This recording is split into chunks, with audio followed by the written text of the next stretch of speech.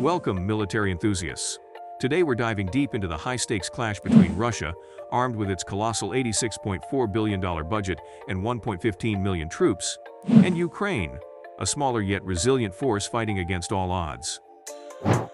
Have you ever wondered what it takes to build and sustain a military force of such magnitude? Join us as we dissect the strategies, strengths, and challenges of these military powerhouses. Now, before moving on, let's get a brief understanding of both the forces and get to know what makes them special. Russia's military is not just an army, but a big, powerful team. It's like a massive orchestra, with 1.15 million active members and even more waiting in the wings. Guess what? Russia's military budget is the third largest globally, with a whopping $86.4 billion in 2023.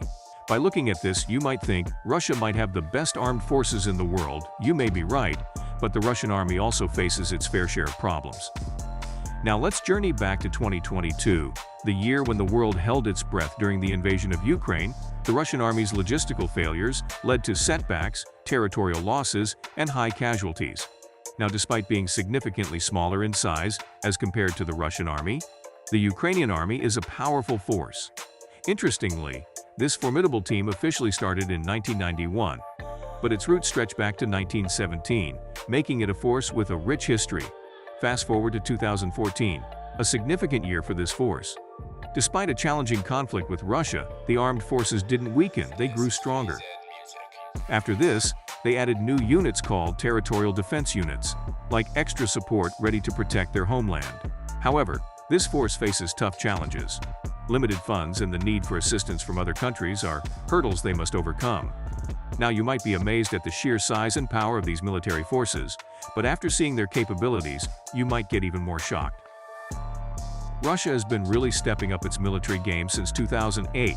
They're putting a big chunk, 4% of their money, into defense. The state armament plans are all about making the military stronger, and they've got a hefty $330 billion budget for it by 2027. They're getting things organized too, with 5 military districts and a central command center. On the ground, they're all about being fast and ready. They've got both professional soldiers and recruits in the mix. Up in the sky, the aerospace forces are focusing on planes and missiles, but it seems like they're having a bit of trouble with their fancy 5th-generation fighters. In the sea, the Navy's all about defending the coasts. They've got tough frigates and some powerful submarines in play. And don't forget the coastal defense troops keeping an eye on the shore. Special forces like Spetsnaz and Special Operations Command are handling the big strategic tasks. The Ukrainian Armed Forces, or the UAF, are doing a strong job against Russia's invasion in 2022.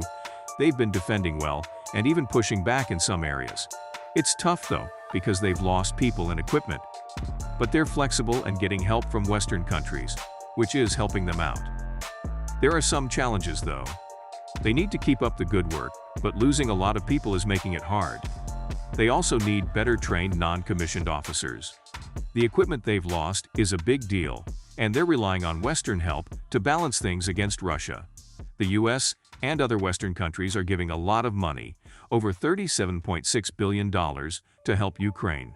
They're focusing on training, logistics, and intelligence, but they need to keep improving their forces, get back lost equipment, and have continued support to succeed in the future. Now let's look at the structure in which both of these forces operate. Russia's giant army is overseen by the Ministry of Defense. It consists of 3 main branches: the ground forces, aerospace forces, and the Navy, each playing a crucial role. But hold on, there's more. In the hidden corners, we find special branches like the Strategic Rocket Forces, the Airborne Forces, the Special Operations Forces, the Watchful National Guard, and the Solid Border Service.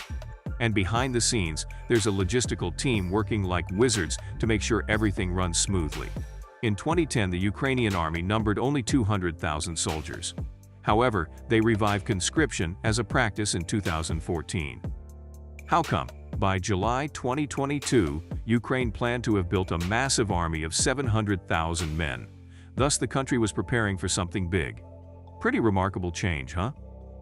Important elements of Ukraine's military structure include the Army, Air Force, Navy, Joint Forces Command, and General Staff. They are concentrating on NATO relations and defense against Russia. Special forces, air assault, and airborne forces, and other formations are part of the Army. Additionally, there are branches for medical services, logistics, support, and communications. Operating under the Ministry of Defense, the military police are independent.